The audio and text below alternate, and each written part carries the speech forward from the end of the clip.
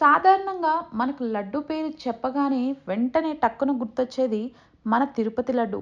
సామాన్యుల దగ్గర నుండి కోట్లకు పడగలెత్తిన భగవంతుడి వరకు ఎంతో భక్తిభావంతో తినేది తిరుపతి లడ్డు.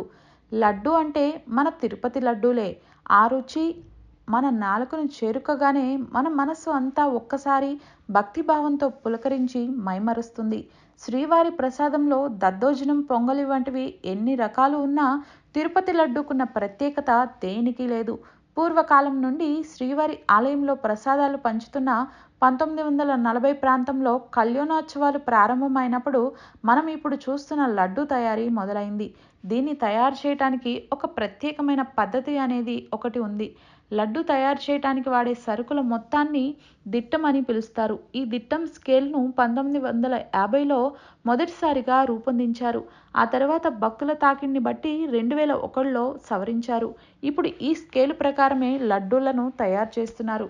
శ్రీవారి లడ్డు తయారీలో వాడే దిట్టంలో వాడే సరుకులు: ఆవు నెయ్యి 165 కిలోలు, శనగపిండి 180 కిలోలు, ఎండు ద్రాక్ష 16 కిలోలు, కలకండ 8 కిలోలు, చక్కెర 400 కిలోలు, యాలకులు 4 కిలోలు, ముంత మామిడి పప్పు 30 కిలోలు.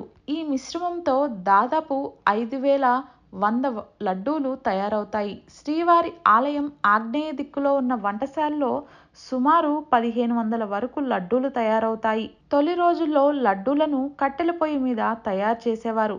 అయితే భక్తుల తాకిడిని దృష్టిలో పెట్టుకొని లడ్డూల తయారీకి యంత్రాలను ప్రవేశపెట్టారు. వీటి వల్ల కొంచెం రుచి, నాణ్యత తగ్గినా గిరాకీ మాత్రం తగ్గలేదు. మన లడ్డూకి పేటెంట్ హక్కు కూడా లభించింది. ఆలయంలో లభించే లడ్డూలు 3 రకాలు. మొదటిది ఆస్థానం లడ్డు. వీటిని ప్రత్యేక ఉత్సవాల సందర్భంగా మాత్రమే తయారు చేస్తారు.